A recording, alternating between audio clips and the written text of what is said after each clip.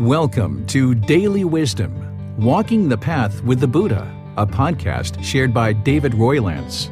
This podcast is dedicated to guiding you to completely eliminate the discontent mind and the suffering it causes by attaining enlightenment. Learn and practice the teachings of Gotama Buddha that will guide you to fully attain a peaceful, calm, serene, and content mind with joy. To support this podcast, visit patreon.com/support Buddha or visit buddhadailywisdom.com, where you will discover a full range of courses, retreats, and online learning resources to assist you on the path to enlightenment. Now, here's our teacher to share more.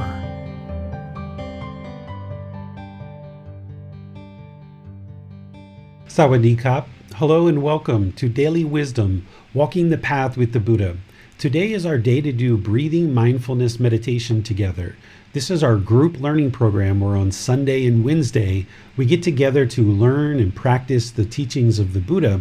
On Sunday we have a talk about a chapter in this book, Developing a Life Practice, the path that leads to enlightenment. And on Wednesdays we get together in order to do meditation. Typically, we'll do either breathing mindfulness meditation or loving kindness meditation.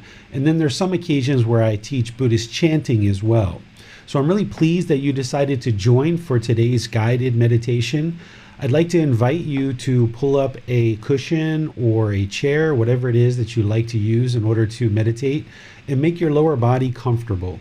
If you're on the floor on a cushion, you probably have your legs crossed, but be sure they're not too tight, because that can inhibit the circulation and make it painful for you to actually meditate. So if you just kind of have a loosely crossed legs, that would be best. If you're in a chair, you probably would like your feet to be either flat on the floor or crossed at the ankles. This practice is not about everyone doing it exactly the same. It's about finding what works best for you. So find the position that's working best for you and just make your lower body comfortable. Your upper body should be nice and erect. This helps to keep the mind active and attentive. Whereas if you were slouched like this, the mind would have a tendency to be sluggish during meditation. But we would like the mind to be very active and attentive, alert, so that we can train it. So you'd like to keep the upper body erect. The hands and the arms should be nice and comfortable. Gotama Buddha, or the Buddha, placed his right hand over his left with his thumbs together, and then this goes into your lap. Or if that's not comfortable for some reason, you can place your palms on your thighs or your knees. If you're in a chair, maybe on the armrest of the chair. Essentially, your lower body and your hands and arms should be just completely relaxed, as if they don't even exist. And your upper body should be nice and erect. From here, you would like to just close the eyes and start breathing in through the nose and out through the nose. Have some nice, steady, natural breaths.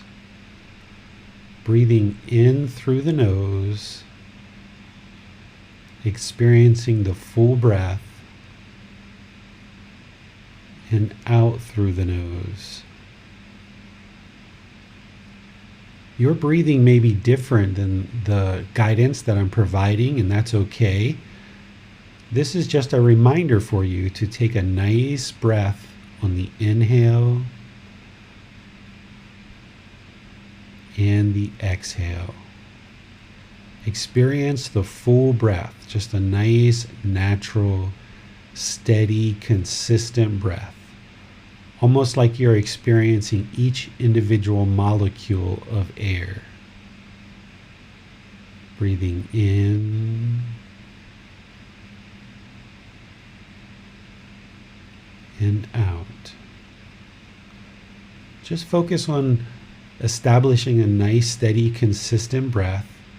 I'm going to do some chanting just to ease us into meditation a little bit, and then I'll be back with some more guidance to help you through your meditation. If you know these chants, you're welcome to chant along.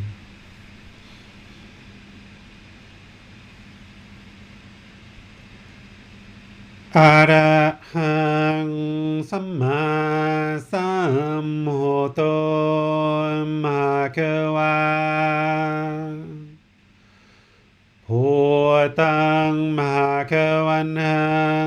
ปิวาเตมิ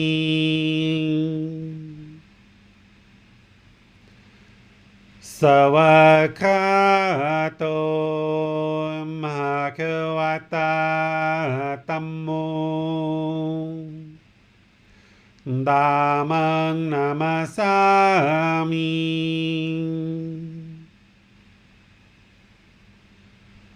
สุปฏิปันโนภะคะวะโตสาวกสังโฆสังฆังนามามิ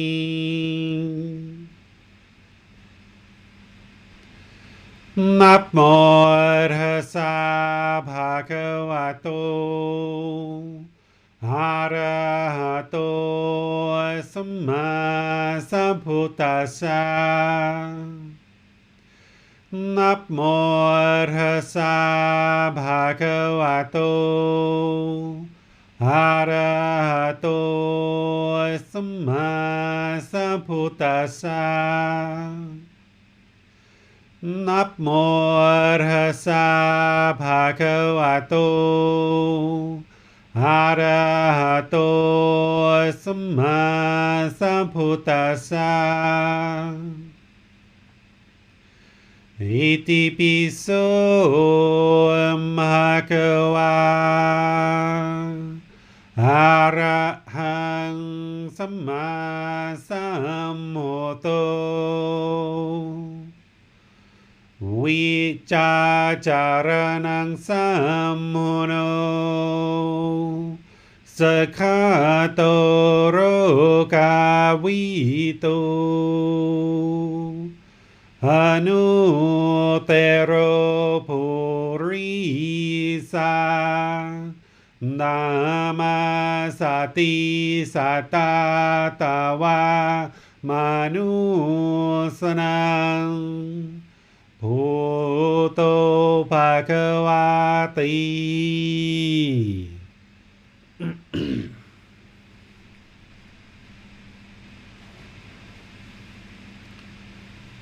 Okay, you should have a nice steady breath, breathing in through the nose and out through the nose. Breathing in and out.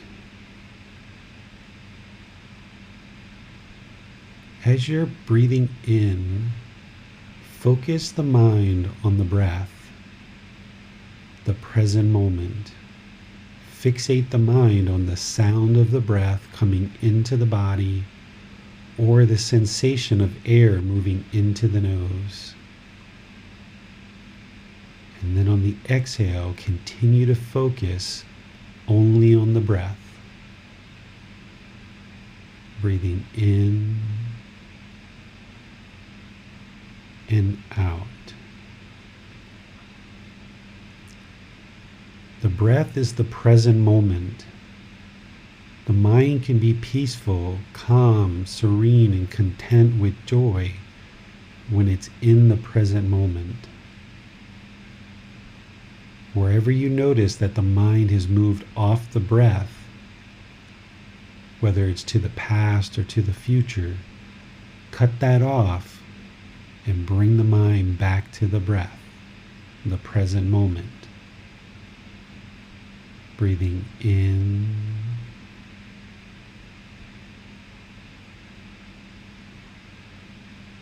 and out.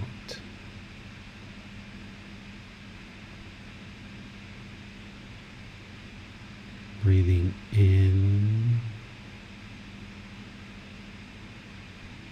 and out. If you notice the mind is off the breath, lost in thoughts, ideas, perceptions, anywhere the mind wanders, as soon as you notice that, cut that off, let it go, and bring the mind back to the breath. No need to label anything, no need to judge what happened. No need to feel guilty or shameful. This is just the unenlightened mind doing what it does. It's longing, it's yearning. So just cut it off, let it go, and bring the mind back to the breath. Breathing in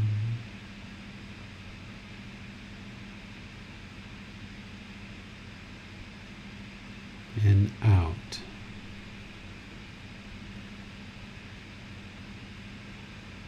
Breathing in and out. During meditation, the mind should be active, attentive, building mindfulness or awareness of mind, so that whenever the mind is aware that it's off the breath, you can then apply right effort to cut that off and let it go, bringing the mind back to the breath to develop right concentration, focus, clarity of mind. Breathing in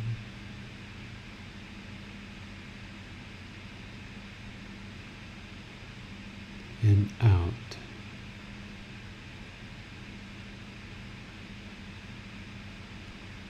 Breathing in and out.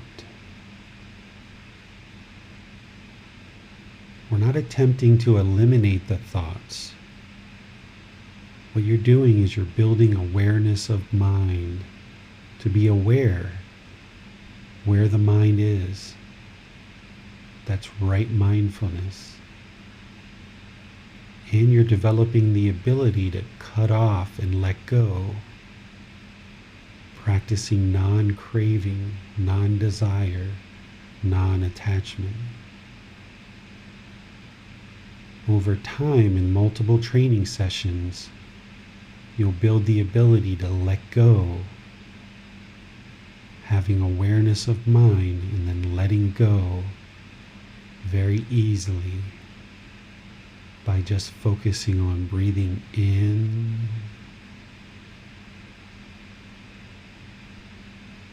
and out. I'm going to be quiet and let you do this work. This is real work. That's why you need to stay attentive and alert during the meditation. Actively observe the breath, breathing in and out. And wherever the mind is not on the breath, the present moment, just cut it off and let it go and come back to the breath. You have nowhere to go. There's nothing to do. No one needs you right now.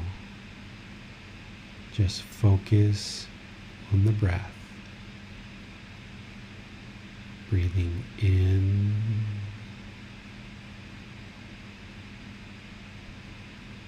and out.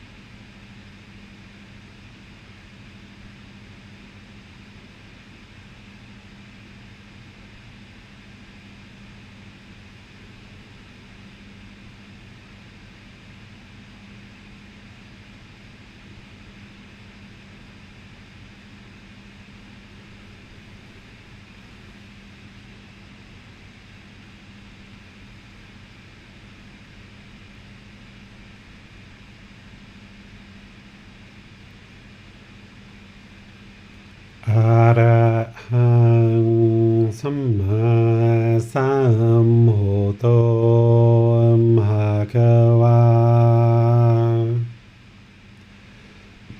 พุทธังภะคะวันตังอะภิวาเทมิ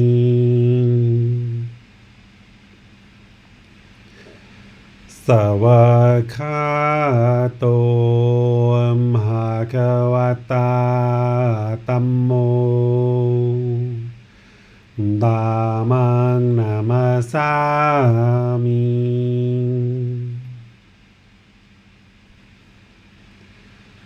สุปฏิปันโนภะคะวะโตสาวกสังโฆสังฆังนามามิ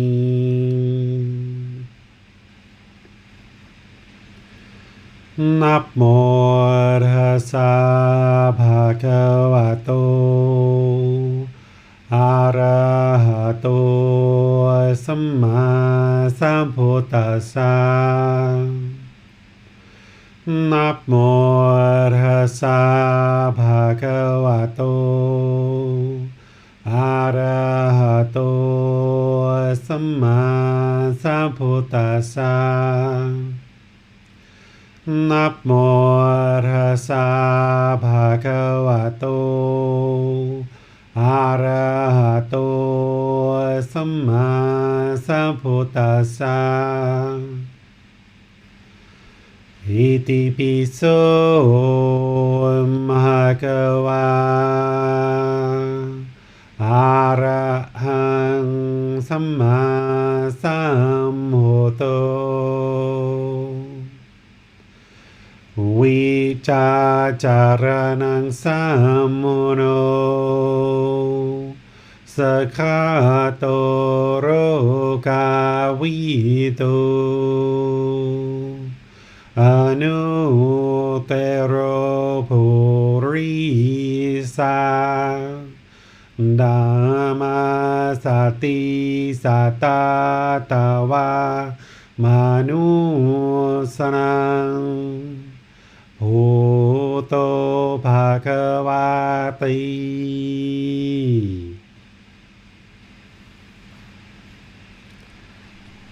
All right, you guys can start coming out of meditation now.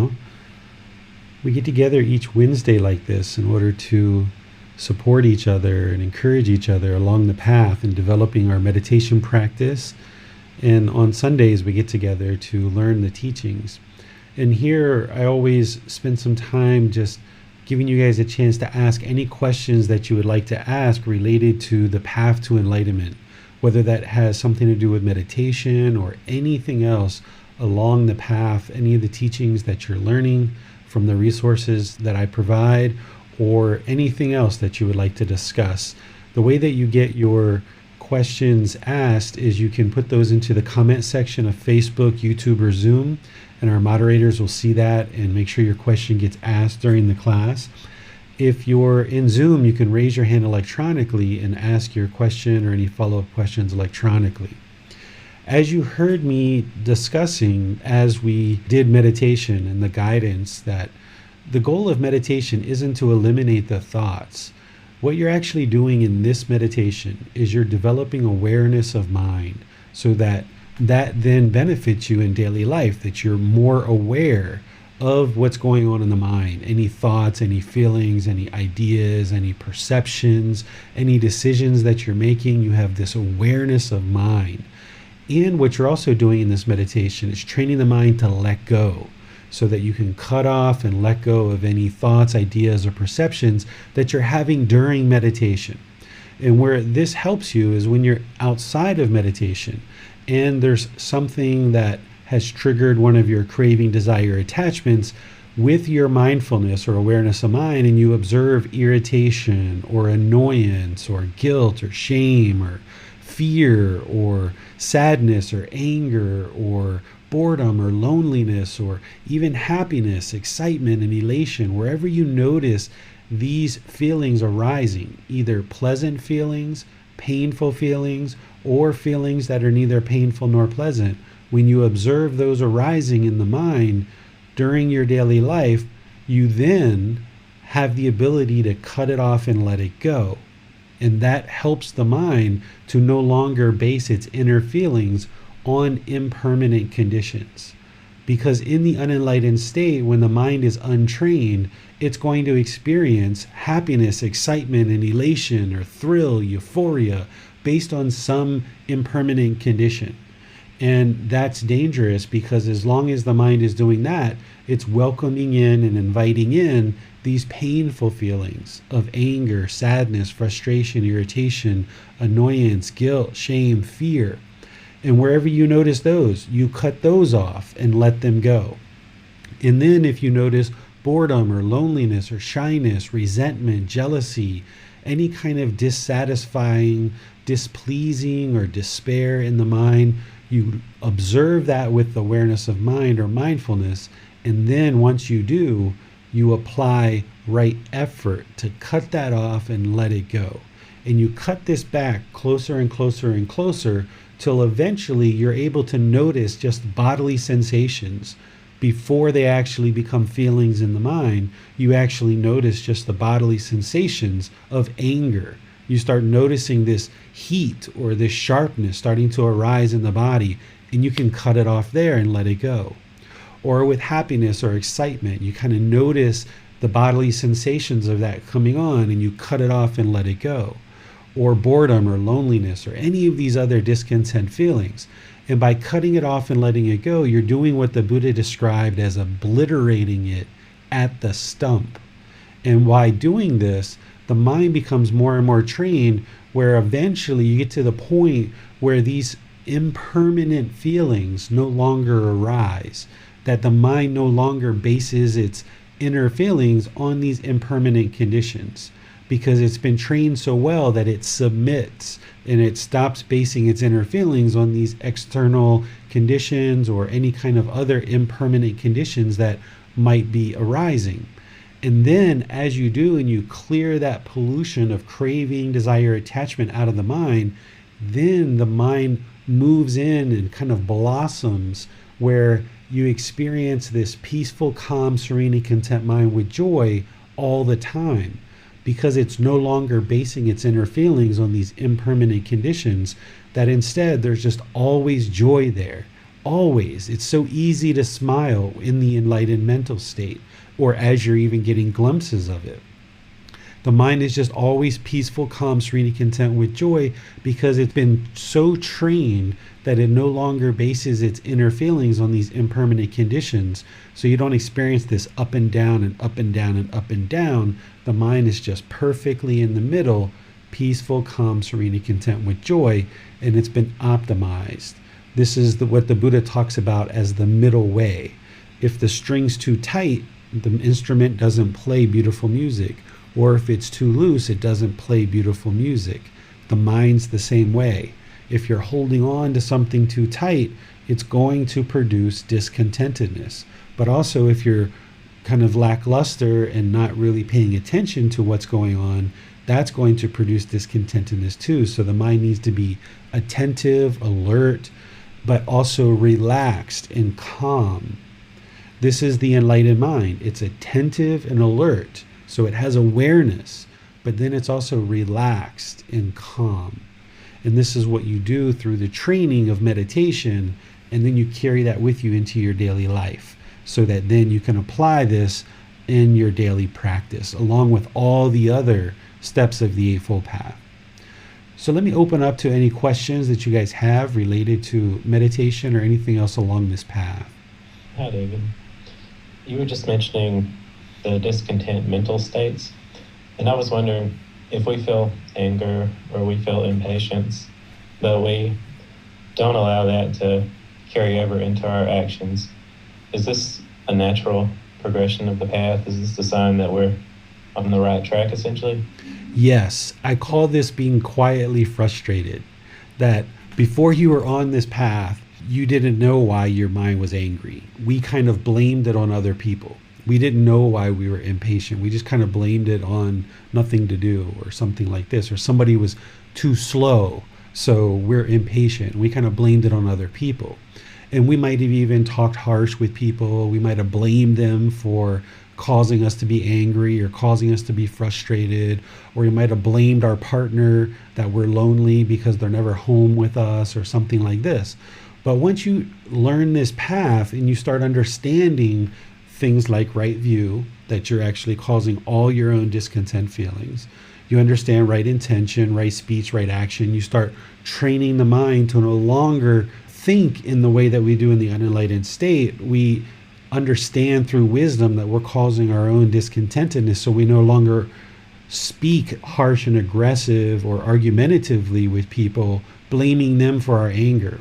So if you're noticing anger arising, and in the past you might have outwardly lashed out at people for the anger, blaming them, but now instead you're realizing that it's you causing that, and you're choosing to remain quiet, but the anger is still in there, or the frustration or the impatience is still in there. This is what I call being quietly frustrated. And this is better than where you were before.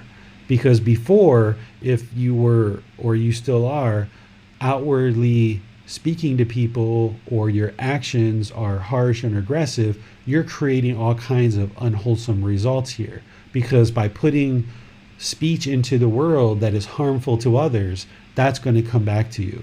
Or by putting harmful bodily actions into the world and harming others through your bodily actions, that's going to come back to you. So that's what we were doing in the past before we were on this path.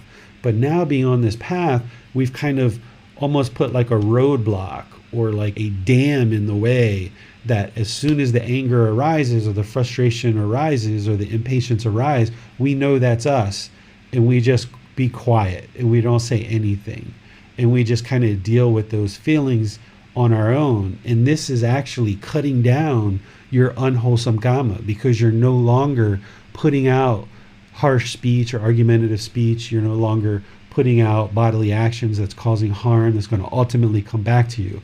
But now you're just dealing with that internal struggle, that there's still frustration arising, there's still anger arising, there's still impatience arising. But then because you're going internal and you're starting to notice more and more that it's coming from your craving, desire, attachments, as you do, you start getting more aware of those bodily sensations. And when you do, you start cutting it off sooner and sooner and sooner and sooner. And that's where you obliterate it at the stump.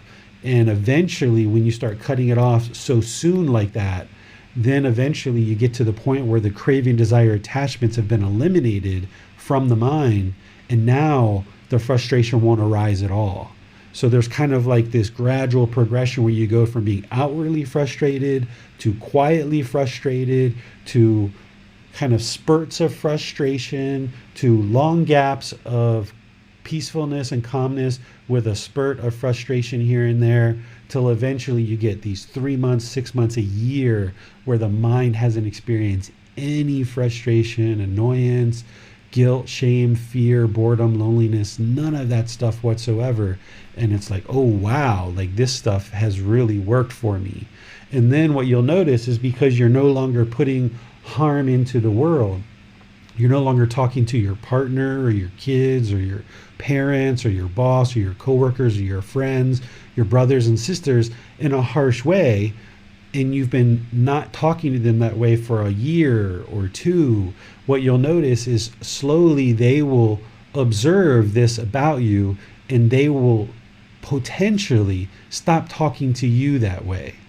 And if they don't, if it goes for a really long period of time where they're still talking aggressive to you, you might just choose that this friend that was once a really good friend of yours, or you considered them a good friend, their speech is so unwholesome and they're so aggressive with you, you might choose to kind of move on and no longer have a relationship with this person. Not that you're judging them, not that you're thinking badly of them, not that you're looking down on them, but you're just choosing not to involve that in your life, because that harshness and that unwholesomeness is going to influence your mind, and you're just choosing to move past it. So this is a natural progression of how you clean up your mind, your own mind, and then you clean up the results of what's going on around you by you no longer putting out harm into the world. Less and less harm will come to you, but there's some relationships where people aren't going to change because they're not interested in that. And you might just choose to no longer associate with that person, and that's okay. Just remain with loving kindness and compassion and realize that you're just choosing not to be around that type of harshness, or if they're lying or stealing or doing other things like this, it's not a good idea to associate with that kind of conduct.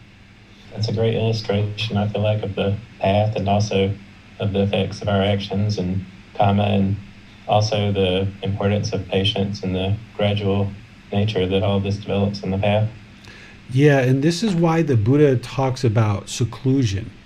So what happens is when we're not on this path, we're just running around, knocking down trees, burning up the forest, all our speech, our actions, we don't know what we're doing. We're like a kid in the candy store, just knocking things over like crazy. But then we start getting on this path and we start getting this wisdom. We're like, oh, all these problems, I've been causing them and I can fix them. And what you'll notice is that your circle of friends or people that you consider that you might spend time with shrinks. It gets really, really small to the point where it might just be you and your partner. And that's it. Or you, your partner, and your kids. And you really don't spend time with anyone else around you whatsoever, because you almost like don't relate to them. You're not even interested in being around all the harshness and aggressiveness. And the Buddha calls this seclusion, where you go down to a really core, minimalistic type relationships with people. And like I said, it might just be 1, 2, 3, 4 people, just the kind of essential people. Well, you do that and you work on your own mind for an extended period of time, 6 months, a year, 2 years, and you're transforming your mind. But during that time, you're not interacting with other people, so therefore you're not causing harm to anyone. You're only interacting with just such a small group of people, just really, really small. And now you're working on this mind, you're transforming your own mind. Because you're not spending so much time with other people, you have more time for meditation, you have more time for studying the teachings, putting them into practice. You're practicing with maybe your life partner, with your children. You're maybe have a couple of coworkers that you spend time with, but it's pretty limited. The Buddha calls this seclusion. Then after several years of really working with these teachings and really getting good at it, and noticing the condition of your mind changing and improving, then you might kind of gradually step out into the world and start interacting with more people, because now your mind's able to do that. Where before, the harshness and aggressiveness of other people maybe hurt you and it caused painful feelings and you weren't interested in being around it because of that. So you kind of shrink and go internal and you kind of block out people, maybe even with aversion. You kind of block people out and put walls between you and them. But then once you train your mind and you realize that you've now been able to train your mind to the point where other people's speech and actions don't bother you, because you've eliminated the craving, desire, attachments that are causing your mind to be discontent. Now when you step out in the world, even if people are impolite or unkind or unfriendly or disrespectful, it doesn't bother you. You still might prefer not to be around those people, but it doesn't hurt your mind because your mind is now protected. This is what the Buddha talks about going to the Buddha, his teachings, and the community for refuge. When you go to refuge for something, you're going for protection. And when you train the mind in the Buddhist teachings, your mind is then protected by anything unwholesome that's happening in the world, because you deeply understand these teachings and you're deeply practicing where nothing can shake up your mind. It doesn't matter what's going on around you, your mind is never shaken up. It's calm, it's steady, it's peaceful. Your mind is fully protected by the Buddha, the Dhamma, the Sangha, or the Buddha, his teachings, and the community. Those people aren't protecting it for you, but because you had confidence in the Buddha, because you had access to his teachings and you practiced them well and you had confidence in them, and you went to the community of people to gain help and exposure and progress on this path, your mind has now been so well trained that it's no longer affected by anything that's going on in the world, because you've now let go and it no longer causes and creates these painful feelings in the mind. And now your mind is fully protected. and you'll no longer experience any discontentedness as the mind moves closer and closer into that. So you might notice that your life is kind of shrunk down and got into just a handful of people. And that's very normal for someone who's on this path. The Buddha calls it seclusion or isolation. And then after you train for a really long time, then it kind of expands back out. I refer to it like a bow tie, that when we were off this path, our life was kind of wide open. And then we kind of shrink down into the knot of the bow tie. We work on our own mind, we get more trained, we get rid of this pollution, and then we kind of step back out in the world and kind of expand our ability to interact with all people without being affected by what other people say or do. I have one other question, David. We just did a class on the ego and the concept of non-self on Sunday, and you mentioned that there's a specific meditation for non-self.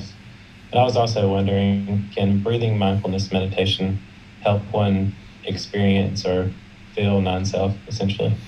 Breathing mindfulness meditation is a foundation in order to get you to the point where the mind's ready to let go of the self. Because all those 10 fetters, and a whole lot of other things too, but the 10 fetters, the mind's holding on to them so tightly. That personal existence view, the mind's holding on to that permanent self, thinking there's a permanent self, or doubt about the teaching, or wrong grasp of behavior and observances, or sensual desires. The mind's holding on to those really tightly, or ill will. Those are the first 5 fetters in order to get through to at least the 3rd stage of enlightenment.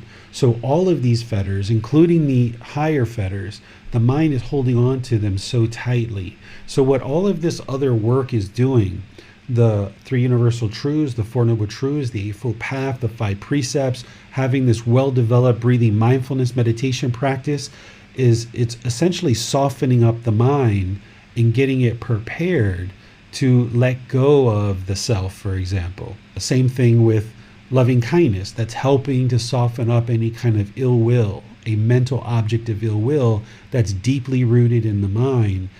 Loving kindness meditation is helping to soften that up. That then, as you put together all these other teachings and you're practicing on a daily basis, meditation, but then also the whole path outside of meditation, then your mind is more prepared to let go of things like the self.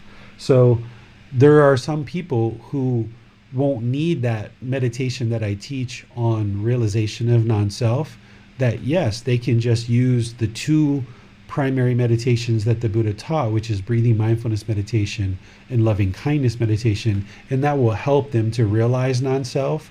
But there's a lot of work outside of meditation that someone has to do in order to realize non-self, and that's why I gave all of those other guidance on Sunday about sleeping on the floor and saying thank you and being respectful and appreciative to people. Talked about how to change your language and how to kind of disassociate with the self and mind, and all these other things. So breathing mindfulness meditation is helping you to do that. And if you remember back to the Eightfold Path, on the 2nd step, which is right intention, there's 3 aspects to right intention. The first one is the intention of relinquishment. The second one is the intention of non-ill will. And then the third one is the intention of harmlessness. That first aspect of right intention, which is intention of relinquishment, that is letting go. The mind has to be trained and has to be ready. It has to be willing to let go. Because this is the whole problem with the unenlightened mind, is it's holding on to everything so tightly, not just the self, but our relationships, our pets, our clothes, our vehicles, our job, our house, so many different things the mind's holding on to. So part of that right intention, while we think about it mostly in terms of non-ill will, or another way to say that is loving kindness, or the third aspect is the intention of harmlessness, not being interested to harm others because any harm will come back to us. It's important that you also set in the mind as part of your intention that you're going to need to let go. You're going to need to relinquish a lot of things in the mind. Oftentimes people think that an attachment is a physical object, like, okay, I have to get rid of this phone, or people think they have to get rid of their children, or they have to get rid of their pets, or they have to get rid of their partner, because the Buddha wasn't married after he went into homelessness and attained enlightenment. So people think they have to no longer be married or no longer have a boyfriend or girlfriend. That's actually not true. It's not the object itself that is the craving, desire, attachment.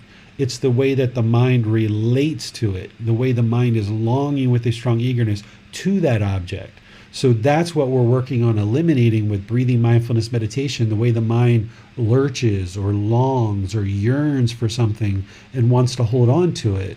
And then by cutting that off and letting it go in meditation, the mind gets better and better at letting go and having this intention of relinquishment. And then all this preliminary work that you're doing with breathing mindfulness meditation and along the whole path, as you start observing the jhanas and you're noticing the mind is moving in there, that's why that's the point to start focusing on letting go of the self. Because if somebody was to start trying to let go of the self within the first month or two of this path, they wouldn't be successful, because the mind is holding on so tightly to so many things. It's not ready or willing to let go of the self. It doesn't even understand what that is yet. So there's all these other pieces that you're building. It's almost like building a house with a foundation, the walls, the inner walls, the rafters, the peak, the shingles, and just really making your house more and more stable, which is this mind, making it more and more steady and stable. So the direct answer is yes, breathing mindfulness meditation is helping to ultimately eliminate the self, eliminate conceit, and eliminate the ego entirely. That's what the whole ego is. But there's so many other pieces that are part of it. And this is why, like, some of you guys might notice in the Facebook group, every once in a while, somebody would just ask me kind of a random question that hasn't been studying very deeply. And sometimes it's very challenging to try to explain that one answer to them, because the Buddhist teachings is a comprehensive practice. You know, you can't just say, oh, how do I eliminate stress? What did the Buddha recommend to eliminate stress? Well, the whole path to enlightenment. That's what he recommended, the entire path. Can you explain that to me? How many years do you have to dedicate to this? Because it's going to take years for you to understand it. But here's somebody in a Facebook group who's just starting out. You know, they have great intentions. They are interested in learning how to eliminate stress.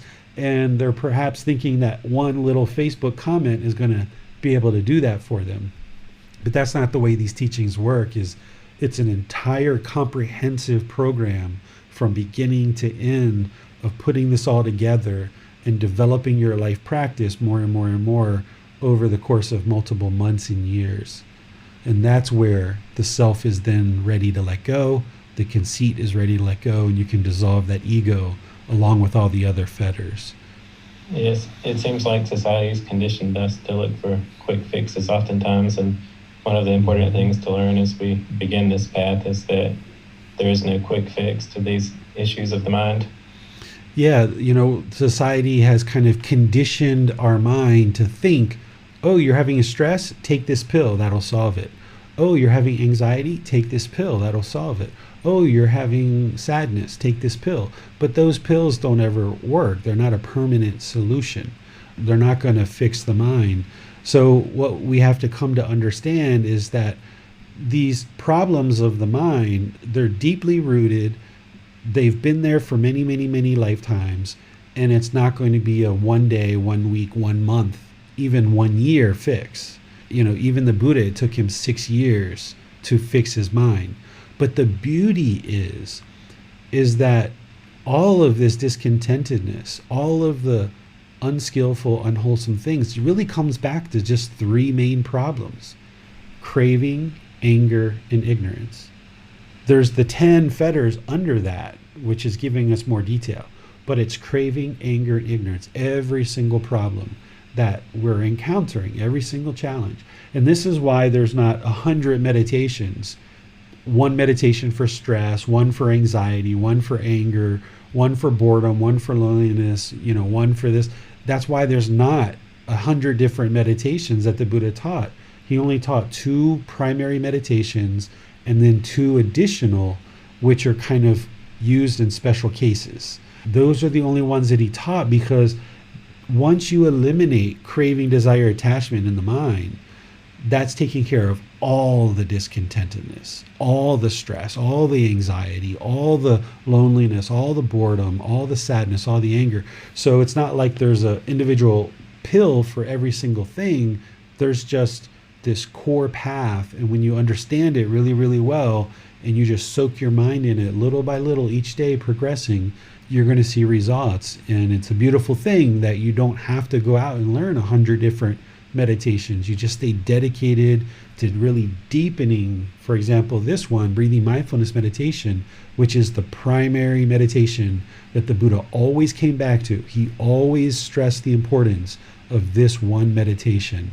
And he talked about it extensively in order to make sure people deeply understood that this is the primary practice right here that plugs into all the other teachings on the Eightfold Path. But in terms of meditation, this is the one that people should focus the most time and effort into, and then ensuring that they're including loving kindness in order to eradicate any of that anger, hatred, or ill will. Thank you, David. We have a question on YouTube now from Tricia. Hello, David. The chant that you do before we start meditation, I have seen it written before on other platforms or books, but in ours, it is written differently. Does this matter? Or is it just pronunciation, or is this different meaning? Yeah, so Tricia, you probably understand why it's written differently from one book to another, right? Because of the universal truth of impermanence, right? So each teacher is going to represent it a little bit differently.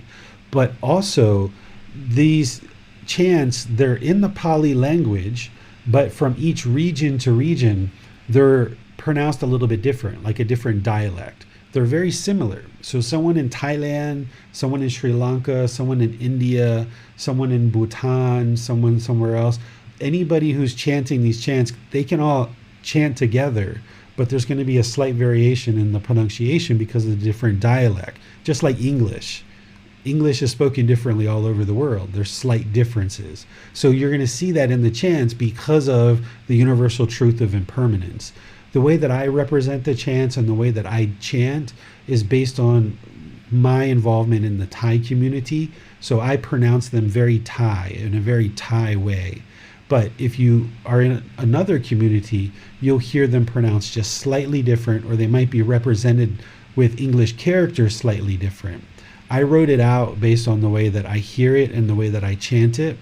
It's the same chants though. The Arahang Sama Sambuddhassa, the Namo Tassa, the Iti Piso, these are all the same. You'll just see them written out differently because of impermanence. Thank you, David. Let's go to Manal now, who has a question. Hi, Teacher David. Lots of valuable points which you make today. And the point about having an experience of seclusion, and that being a time where you go more inward, and then by the time you face external experiences again, it's understood that you might have a better take on what your cravings are and what sort of what lies beneath some of the things that you had been doing when you were interacting with the outside world. A lot of the COVID times which we've had in the past 15 months, it almost felt like a period of seclusion, and for myself at least, because we were limited in interacting with the outside world, even going to local shops. We were not allowed to go outside, and it was just ourselves and our immediate family. So I did take the opportunity to use that time and to discover the true meaning behind the teaching, and it took a lot of effort and energy into that, actually. Most recently, a lot of the, basically COVID restrictions are being lifted here where I live. And there's, again, this renewed sense of things going back to a supposed normal, interacting with the external world. And lately I have realized that there's an overstimulation that I experience, and it's still grounded in reflecting on what is happening and understanding, where my what thoughts are arising and perhaps linked to which conditions of the mind. But going back to experiencing things feels like there's a little bit of trepidation, and there's also a sense of guilt when I realize that the experiences which do happen and interacting with the outside world, I come back home and I realize that there's some old habits that haven't flaked off. And, I carry a little bit of, where did that happen? It's a little bit of guilt there. Do you have any thoughts about this? Yeah, this is the mind craving to be somewhere that you're not, right? You're a work in progress. And when you see that you maybe haven't practiced right speech in the way that you would have liked to, or you didn't practice right action in the way that you would have liked to, the mind wants to practice right speech this way, or it wants to practice right action in this way. And because of that want, that craving, that desire, that's why it's producing the guilt.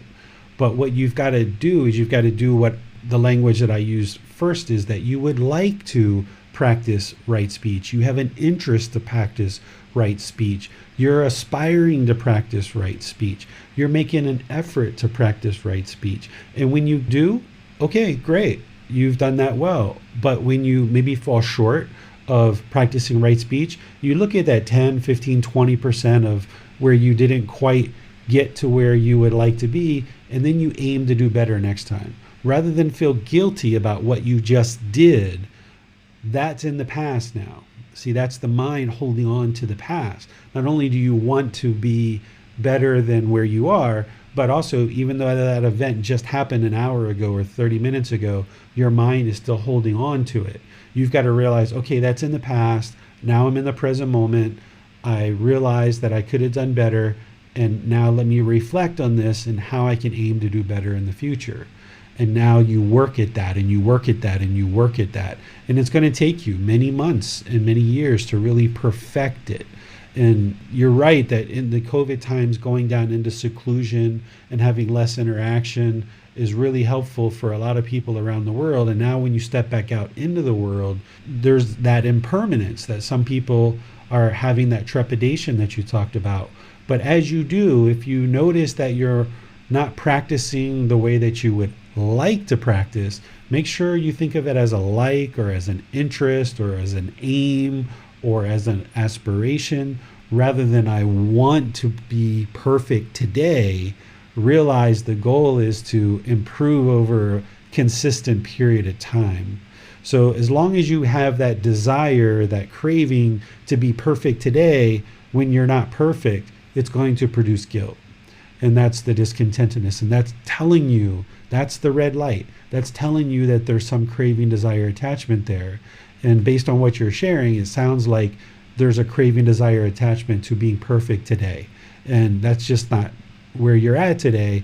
And you've instead just got to look at what you did and aim to do better, reflect on that, and make sure that in your future conversations, for example, with right speech, that you just aim to do better, and that you get better and better and work on it little by little. Like I've talked about before, like a sculpture. You're sculpting like the perfect manal, right?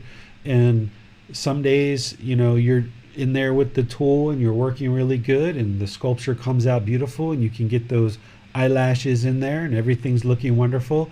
Other days it feels like you're in there with a hammer or a jackhammer, and you're kind of like you're not really able to execute in creating this sculpture in the way that you would really have liked to. But you've got to make it as a like and an interest rather than a want or a desire, because that's going to produce discontentedness if you think of it that way. Yes, understood. And I believe there's experience has shown that much of the reflection, past year of self-reflection that I have tried to do for myself. It's one of the first times in my life that I've actually taken that seriously for my own personal growth and inner growth. And much of my catalyst for achieving or having a healthy goal for any change is what has been directly related to how this impacts, or what my action, how it may impact the loved ones nearest to me. Mm-hmm. So, for example, I may be concerned over where my personal growth has where I am right now in this past year, what that means today in my actions and my speech today. But I relate my progress not so much to where I could have been or where I should be. I more or less am focused on how is it that I am treating others? How is it that I am caring for others? And in recent past week, I realized with a lot of activity, happening in this end of the school year, graduation time frame for my family, that there was unhappiness, there was discontentedness, there was frustration, there was annoyances, and I recognized that some people in my family were not happy with my speech or my action. And so I immediately recognized that, I need to still work on a lot of things for myself. So the catalyst is absolutely to investigate where I can go further in for myself and where I'm still attached to things. It's interesting though for my own sort of, hey, my brain signals what's happening when I see my the loved ones that I live with, when they come back to me with how they feel about what I did or what I said. Like sometimes it's almost like a mirror response of what they see, because sometimes I cannot see for myself. What's your meditation like, Manal? Are you meditating 2 or 3 times a day, 30 minutes a session? I'm not doing that. I probably do once a day at this point. Okay, this is a big part of it because all of this ties together, right? If we understand right speech intellectually and we reflect on it and we're like, yeah, those 5 factors that the Buddha shared are right on. In order to move it into practice, you've got to not only know intellectually, know what the teachings are and reflect on them knowing that they're good, but in order to be able to practice them, you have to put together with it the meditation. And that's where all of this feeds on each other. So when things get really fast and sped up in our life, that's when the mind is moving, being more active. It's going to have a tendency to revert to old habits. Whereas if you're using meditation to slow the mind down and really train it and get rid of the defilements or get rid of the pollution, then you're going to be more able in the moment to practice something like right speech. And one of the things that's hard for people is they think that meditation almost takes too much time in their life. They're like, it's just too much time. But what's a lot of time? A lot of time is like when we do say or do something that's unwholesome and having to clean up the mess and having to clean up our relationships with our children and our life partner and our coworkers and realizing that we're kind of plowing down all the trees and burning up the forest. Instead, we can kind of get ahead of the curve on this by dedicating more sessions and dedicating more time to our meditation. Then when we're in daily life and we're practicing the teachings better, then we're doing all wholesome things and there's nothing to clean up. It's just one thing to the next, to the next, to the next. So where people get really busy in the household life, they make themselves very busy and they tend to not spend time doing the meditation. And that's kind of like the first thing that gets set to the side when things get really busy. But what I suggest is when things are really busy, that's when we need to be meditating the most, because we really need that on board in order to ensure that we're only producing wholesome speech, for example. And that's actually going to make us more effective, and it's going to make it so we don't have to clean up a bunch of stuff. And this is going to result in more wholesome outcomes in while it may take you an extra 20 or 30 minutes a day to do that extra meditation, it's going to save you a lot of heartache and a lot of difficulties in your relationships. Completely agree with you. Thank you. Yeah, you're welcome. I think that's a very timely question by Manal, because for a lot of us have been studying the teachings over the last year and have experienced that seclusion. And on some level, we have this expectation that we're going to go back into the world and immediately be able to put all of these teachings into practice. But it is a gradual process, and there is a difference between intellectually understanding the teachings and then putting them in practice. So I think it's very accurate to point out. Yeah, this is one of the reasons why seclusion is so helpful. Of like, if you can just get really good at having right speech, like since I know Manal and her family is like with your husband and with your children, and you can just get really, really good at that, and maybe your coworkers, and that's kind of like those 3, 4, 5 people, maybe your parents, are the only people you're interacting with for an extended period of time, and you just constantly work on getting right speech in every single conversation, and really kind of limiting your conversations and having very individual, very focused conversations rather than having so many conversations with so many people where the mind is just so overactive and so busy. By going into seclusion and just having a very limited number of people who you're interacting with and practicing with, this helps you to get really, really good at honing right speech, for example. And then you add kind of a friend, and now you kind of expand your circle just to one person. And then you get really good at that over the couple of weeks or couple of months. And then you can add a few more people. And this is how you gradually expand your practice, because one of the other challenging parts of this path, I think, is that once you do all this inner work and you deeply understand these teachings and you've trained your mind really, really well, is now stepping out into a world that doesn't understand these teachings at all. Everywhere you go, everywhere you interact, whether it's in Facebook groups or in some communities, people blame you for making them angry. Or, people just get so hot-headed over the simplest little things, or, they're going to block you and have aversion to you just because of the way we might look or the way we might talk.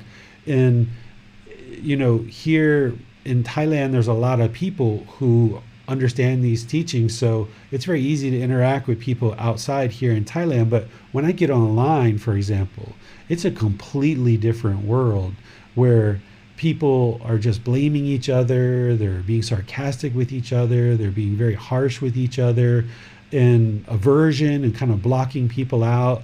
And this can be really challenging in a community, not just online, but in daily life in your various countries, because I know pretty much all of you guys aren't living in a Buddhist country. So when you go outside, you see a bunch of harshness and a bunch of aggressiveness, a bunch of anger and probably hatred and racism and different things like this.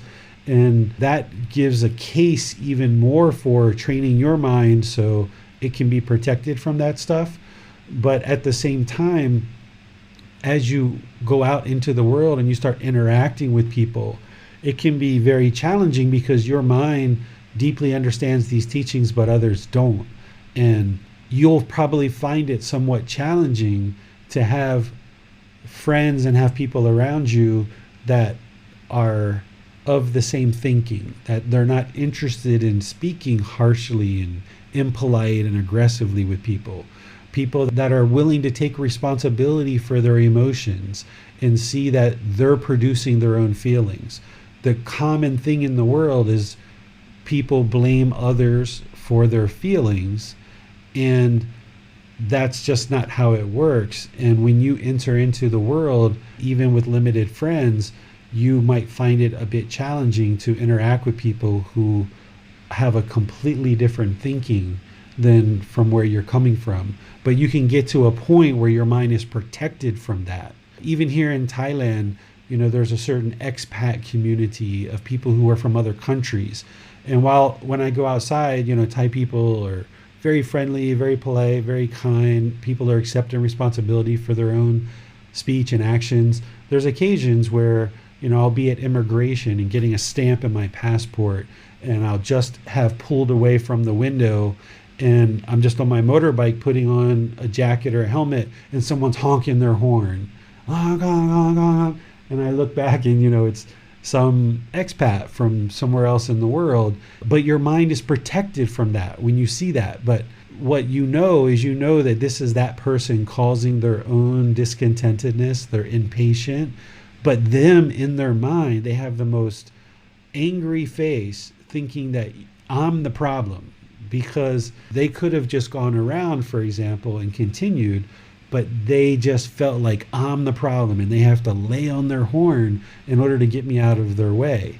So I know that these kind of things happen in America when I was living there all the time. So when you work on your mind really deeply, it's good to have a limited number of people who you can really practice with closely, like your husband, your children, your parents, and maybe, some very, very close friends, and just do that for an extended period of time. And then as you feel comfortable, add one friend or two friends or something like this, and get comfortable practicing with those people. Oftentimes we're taught that how good of a person we are is determined by how many friends we have. I know growing up, people always wanted to have 10, 20, 30, 50, 100 friends. And the more friends you had, somehow you're more worthy or you're a better person. But what we tend to realize as we get older is it's not about the quantity of friends we have, it's about the quality, right? It's about the quality of the relationships that we have.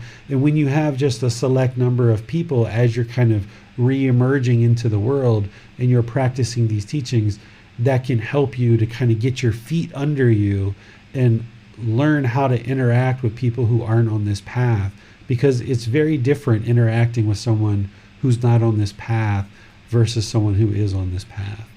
Yes, David, it does seem like one of the bigger challenges a lot of us have is not attaching to the behaviors of other people and not having expectations that others are going to abide in the same way that one on the path would. Yeah, what I suggest for you guys is whenever you observe any unwholesomeness from other people, is that you just always keep in mind this is their lack of wisdom, their lack of moral conduct, their lack of mental discipline, rather than taking it to heart and thinking like you did something to cause them to lay on the horn. Just realize that this is their lack of wisdom, moral conduct, and mental discipline, not realizing that they are actually causing themselves harm. For a person like that, they're not just that way with you, they're that way with everyone in their life, and they're having a really difficult life. And you were just the one hurdle out of 100 that were in their life that day, and they're just being harsh or aggressive or vindictive or jealous or resentful or impatient with you. And as you know, you can't cause somebody else to be discontent. Only they can cause it themselves. You know that, but they don't know that. They think that you're the source of their problem. And this is where you need to become very skillful, first of all, to maintain your own stability of mind and not become discontent because of somebody else's lack of wisdom, moral conduct, and mental discipline. But then also being very skillful to kind of move past the situation and get away from it. Here in Thailand, the road system, there's lots of U-turns, where in America, there's lots of intersections. There's lots of traffic lights, and people come to an intersection, and then you stop or you go through the light. And there's a lot of confrontation in society. When I was in America, there's a lot of confrontation. Everybody feels like they need to confront each other, and they need to kind of impose their expectations on others. Where here in Thailand, people don't do that. There's not judgment, there's not confrontation, there's not people imposing their expectations on you. And I look at the road system because the way that the road systems are set up is based on how the people think. Thailand, they have these U-turns where it's like, okay, you come up to a road and you need to get around something, a problem, you just U-turn. It keeps the traffic flowing, but it's the way that the mind thinks, is so that when you encounter somebody in your country who's aggressive or harsh or vindictive or has ego or conceits or whatever, you don't have to confront that person and tell them that they're having ego or tell them that they have ill will. You can just observe their ill will, observe their conceit, and just choose to go around it and just go past it and kind of ignoring it. Because you're not there to teach everybody a lesson. You're not there to fix the world. You're not there to fix everybody else. That's their own job. Their own moral conduct, their own mental discipline, their own lack of wisdom is affecting them. And you don't allow it to affect you by just doing these U-turns or just kind of going around it. And this is the way that you stay clean. The Buddha talked about this, about a snake. He was saying how that a snake that moves through feces, if you come close to the snake, it might not bite you, but it's still going to smear you with feces. In other words, you're still going to get impacted by this smearing of a snake who's gone through feces. It might not bite you, but you're still going to get smeared. So the idea is that when you see this unwholesomeness, this feces, this snake smeared with feces coming at you, you just kind of go around it and stay away from it so that you don't get smeared with that feces. So if you see someone who's angered, ill will, aggressive, harsh, rather than going and confronting them or trying to fix the situation or proving a point to them or teaching them a lesson, just go away from it. Because you get around that person who's hot-headed and aggressive, who knows what they might do. You're going to get either bitten or you're going to get smeared with feces, and it's just better to do a U-turn and just stay away from it. Teacher David, I find I have periods of sadness from time to time, and if I try to investigate where it is coming from, it makes me even more sad, dredging up past sorrows. Must I just get through it, let it go, or can you advise another skillful way to address this sadness? Yeah, this is what I call kind of kicking up the dust, right? Like what we've been doing our whole life before we were on this path, and even maybe some while we're on the path, is we've just been sweeping the dust under the carpet because we didn't know any better. We didn't know what was going on. We didn't know the problems of craving, anger, and ignorance. So we were just sweeping all this dust under the carpet all these years. And then now that you're on this path and you're starting to understand the problems, and the problems are all in your own mind, it's like pulling back the carpet and all the dust flies up in the air. Well, the goal is to get all the dust out of this house. That's the goal. But it's going to take a long time to do that because we've been piling up this dust for a long time. So when you start investigating this pile of dust, there's going to be more dust that gets kicked back up. And since you didn't deal with it in the past, you just buried it and swept it under the carpet. What you're going to have to do is you're going to have to deal with it. There's going to be a certain amount of kicking up of the dust in order to get it out of the house.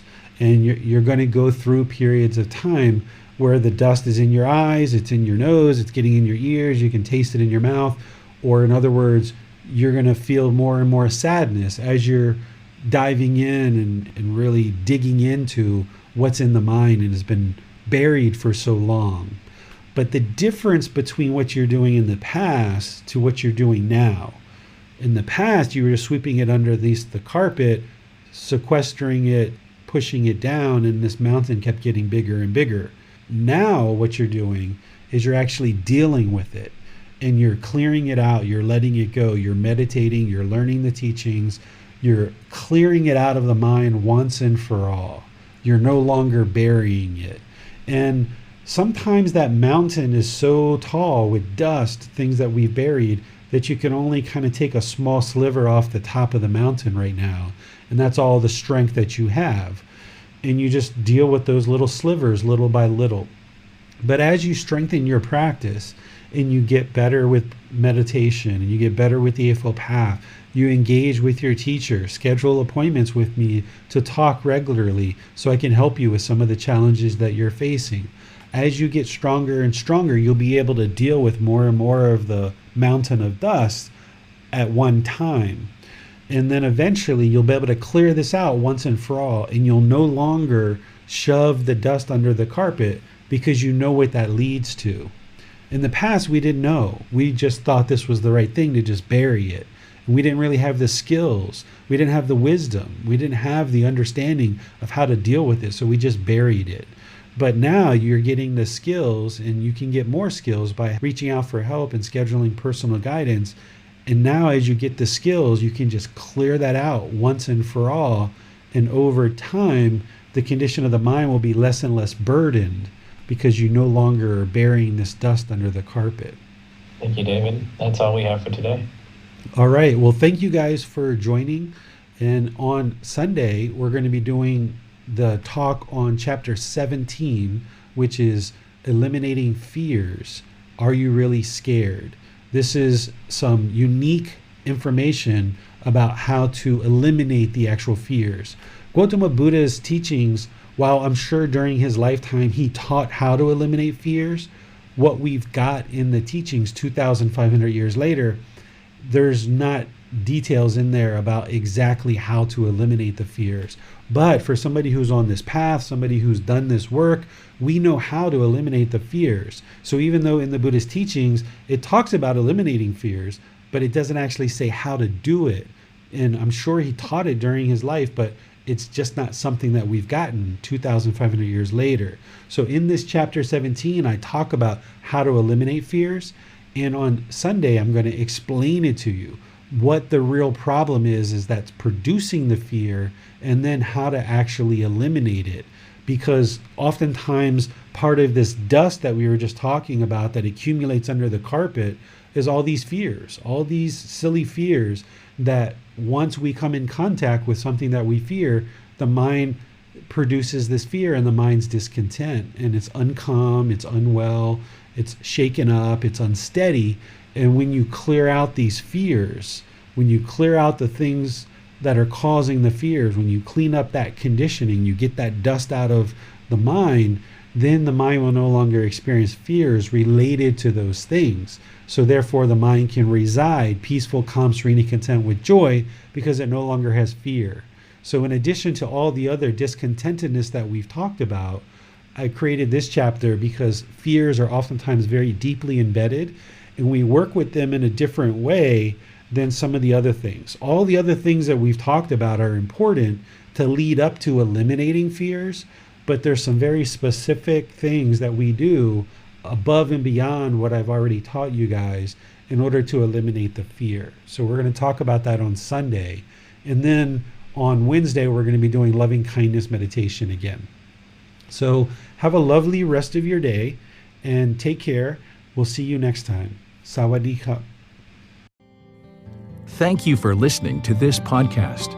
To provide support for this podcast, visit patreon.com/support Buddha. To access more teachings, visit buddhadailywisdom.com. There, you will discover a full range of courses, retreats, and online resources to assist you on the path to enlightenment. Remember to establish a daily, consistent meditation practice, along with learning and practicing these teachings. A well-developed meditation practice is the foundation in which to train the mind to attain enlightenment.